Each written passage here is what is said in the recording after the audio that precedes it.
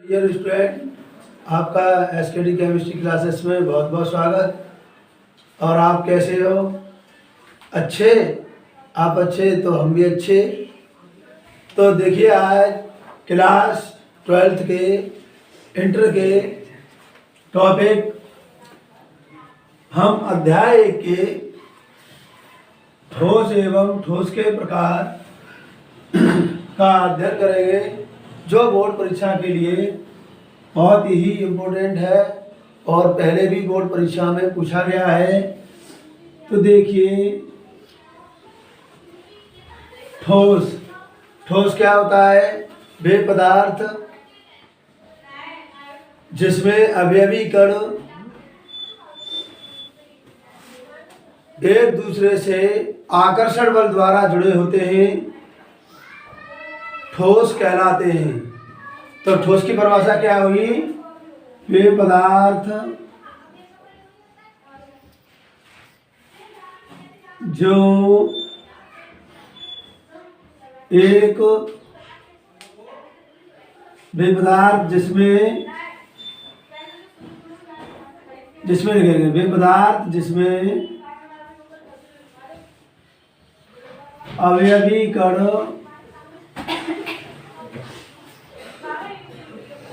जानते हो बेटा? अवयवी कण क्या होता है?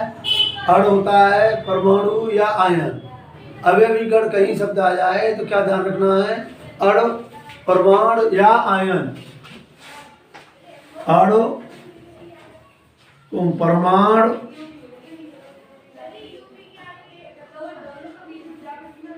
या आयन। वे पदार्थ जिसमें अवयवी कण अणु, परमाणु या आयन एक दूसरे से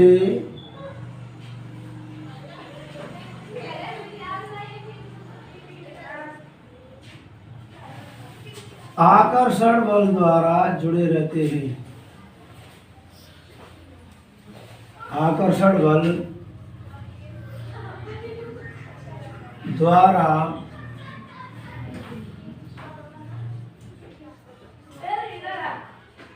जुड़े होते हैं, ठोस कहलाते हैं।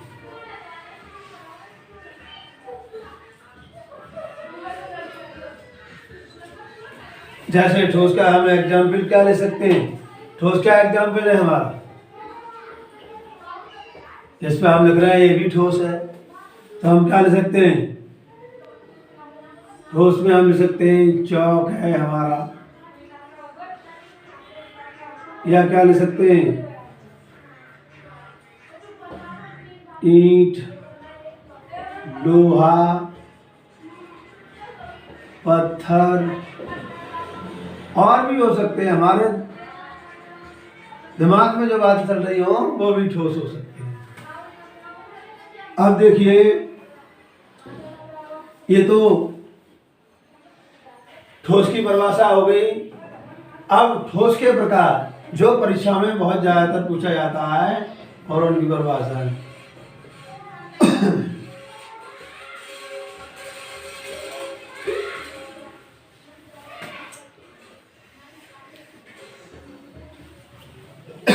ठोस के प्रकार दो प्रकार के होते हैं। ठोस कितने प्रकार के? ठोस दो प्रकार के होते हैं। कितने प्रकार के? ठोस दो प्रकार के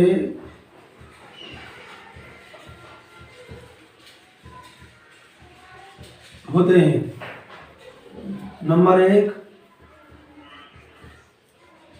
क्रिस्टलीय ठोस, और नंबर 2 अक्रिस्टलीय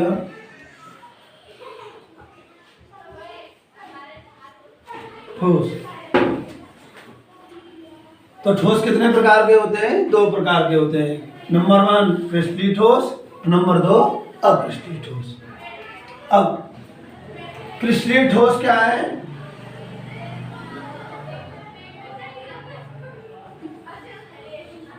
पहला हेडिंग डालेंगे क्रिस्टलीय ठोस,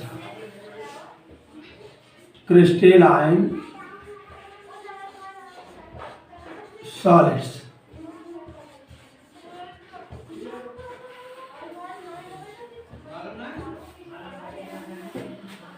क्रिस्टलीय ठोस क्या होता है?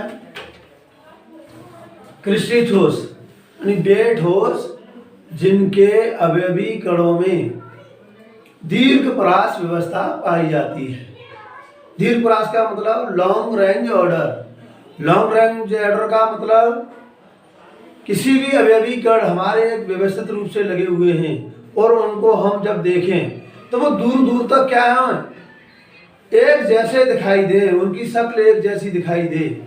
ये नहीं कि वो कहीं तो क्या है एक जैसे दिखाई दे रहे हैं, फिर थोड़ी दूर के बाद हमने देखा तो क्या है वो अव्यवस्थित रूप से लगे हुए हैं, अर्थात उनका कोई क्रम निश्चित नहीं है।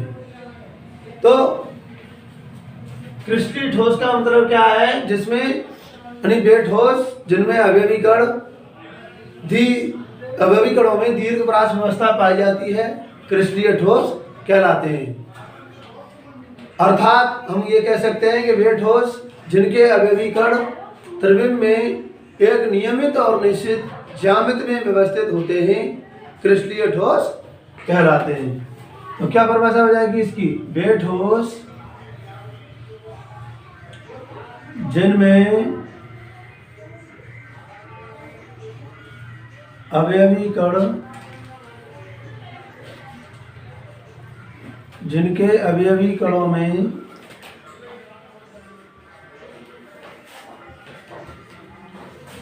दीर्घ परास व्यवस्था पाई जाती है,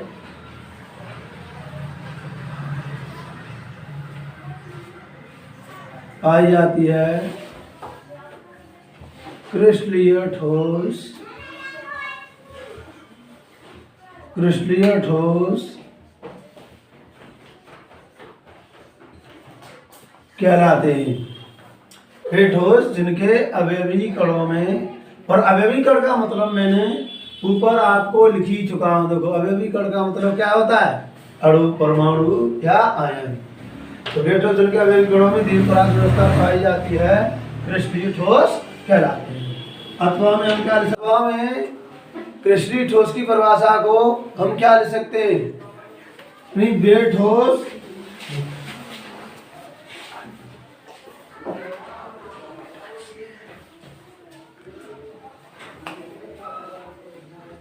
जिनके अवयवी कणों में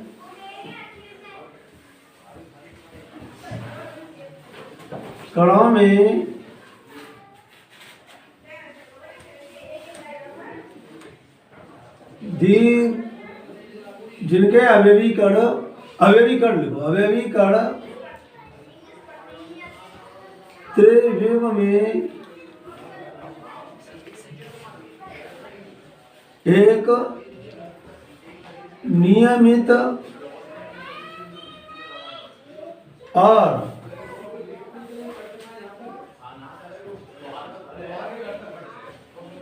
निश्चित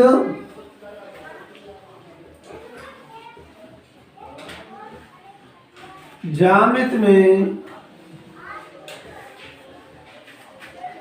व्यवस्थित होते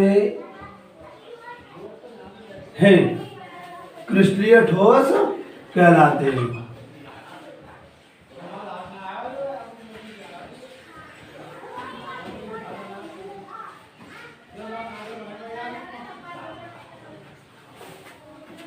तो समझ में आई होगी।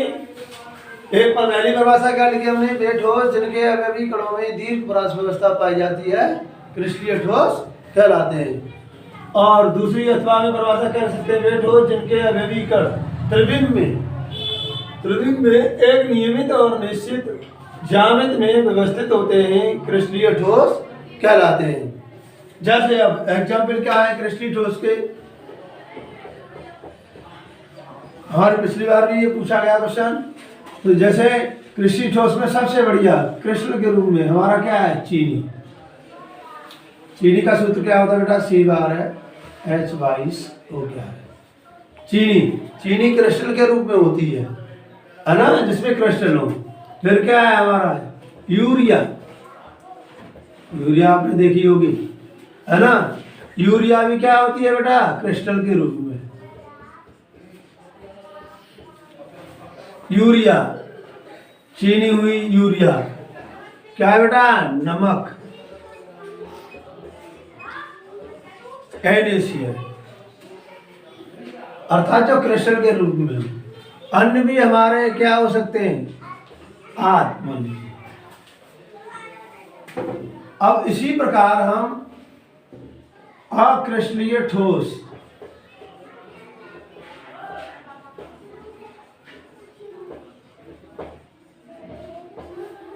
अक्रिस्टलीय ठोस को डिस्कस करेंगे।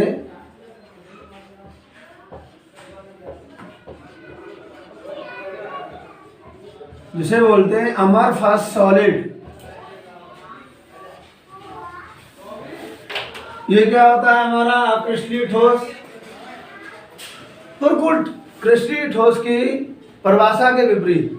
क्रिस्टलीय ठोस की परिभाषा में हमने लिखा था कि वे ठोस जिनके अवयवी कणों में दीर्घ परास व्यवस्था पाई जाती है क्रिस्टलीय ठोस कहलाते हैं। अब इसमें क्या लिख देंगे कि वे ठोस जिनके अवयवी कणों में लघु परास व्यवस्था पाई जाती है अक्रिस्टलीय ठोस कहलाते हैं। लिखो वे ठोस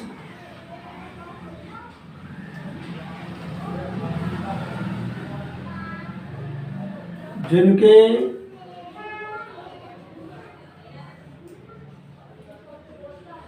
अवयवी कणों में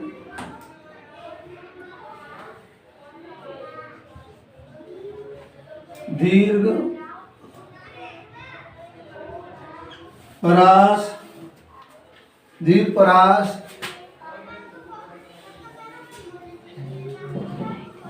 व्यवस्था क्या करेंगे, सॉरी यहां पर क्या करेंगे, लघु परास व्यवस्था पाई जाती है।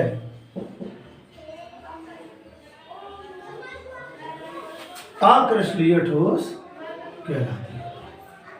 ठीक विपरीत हो गई ना क्रिस्टलीय ठोस की। क्रिस्टलीय ठोस की परिभाषा के विपरीत अक्रिस्टलीय ठोस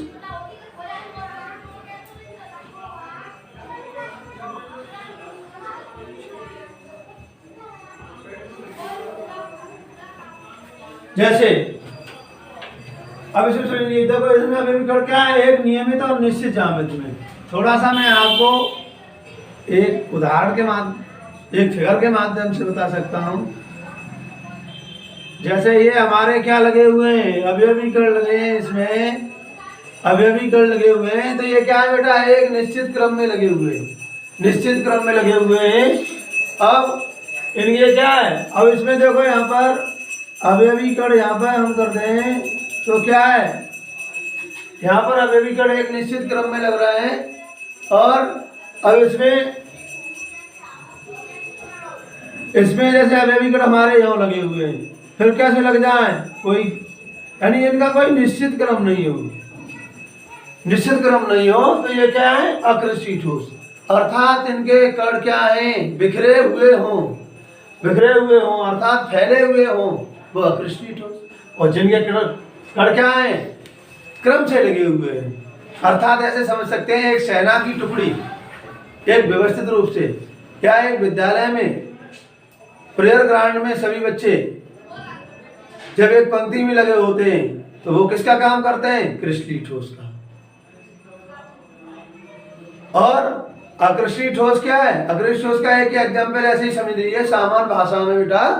क्या होता है, जैसे किसी के यहाँ बारात आए तो बारात में आदमियों की संख्या, लोगों की संख्या निश्चित नहीं है कि कितनी संख्या होगी, 50 आए, 100 आए, 100 नहीं, 100 से कम भी हो सकते हैं बेटा, और 100 से ऊपर भी जा सकते हैं। वो किसका काम करेंगे, अक्रिस्टलीय ठोस का।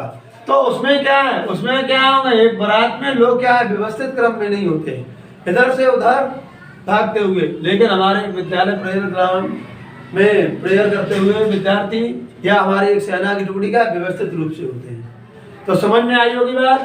तो अक्रिस्टलीय ठोस की परिभाषा क्या है, वे ठोस जिनके अवयवी कणों में लघु परास व्यवस्था पाई जाती है अक्रिस्टलीय ठोस कहलाते हैं। जैसे फॉर एग्जाम्पल क्या क्या है हमारे, जैसे ये इसमें क्या है बेटा, जैसे हमारा क्या है, प्लास्टिक। एग्जाम्पल क्या है बेटा, प्लास्टिक। प्लास्टिक, कांच, मोम, कोमा रबड़ आदि, और भी हो सकते हैं। कांच, मोम, रबड़ आदि, ये क्या होते हैं, अकृष्टीय ठोस। अच्छा, एक अच्छी सी प्यारी सी बात और लिखेंगे हम नोट में कि कृष्णीय ठोसों को हम क्या कहते हैं,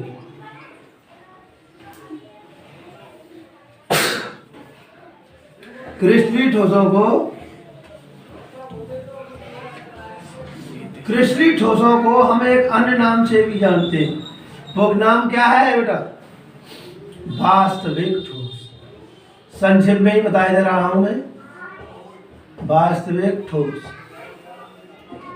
और अकृष्णीय ठोस को क्या कहते हैं,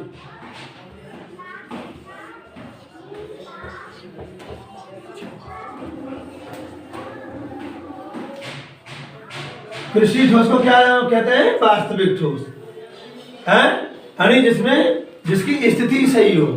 और अकृष्णीय ठोस का मतलब क्या है, आभासी ठोस। आभासी ठोस या छद्म ठोस। आभासी ठोस या छद्म ठोस, या क्या कह सकते हैं हम, अतिशीतित द्रव।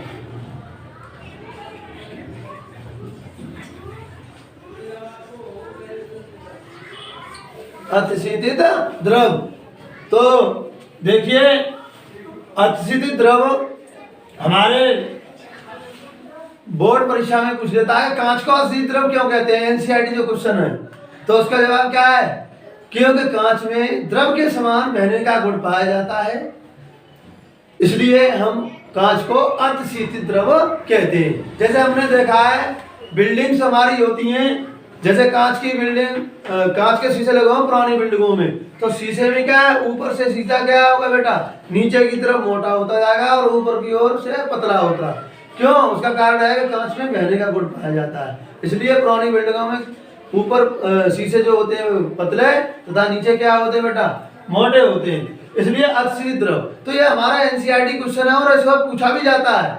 तो हमारा हमने आज क्या क्या पढ़ा, ठोस के बारे में पढ़ा, ठोस के बाद क्रिस्टलीय ठोस के प्रकार, उसके बाद क्रिस्टलीय अक्रिस्टलीय ठोस के बारे में पढ़ा और उनके एग्जाम्पल्स तथा इनको किन किन नामों से भी जानते हैं। तो आभासी ठोस या छद्म ठोस, इसे बोलते हैं स्यूडो सॉलिड्स। छद्म ठोस को अतिशीतित द्रव, अतिशीतित द्रव का मतलब सुपर कूल्ड लिक्विड। तो मुझे आशा है कि आपको मेरी ये वीडियो पसंद आई होगी। यदि पसंद आई हो तो हमारे channel SKD chemistry classes bye विनय सर को सब्सक्राइब करना ना भूलें और वीडियो को अधिक से अधिक लाइक एंड शेयर करें। Like and